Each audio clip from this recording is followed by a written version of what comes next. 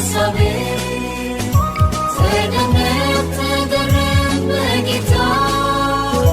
ችግሬን በቶሎ ሲፈታ ልበለው ጌታ ኢየሱሴ ምስጋናን ሰዋ ከነፍሴ ልበለው ጌታ ኢየሱሴ ምስጋናን ሰዋ ከነፍሴ ያዘገኝ መስሎኝ ነበር ስለቴ ደረሰኝ በረከት ሞላ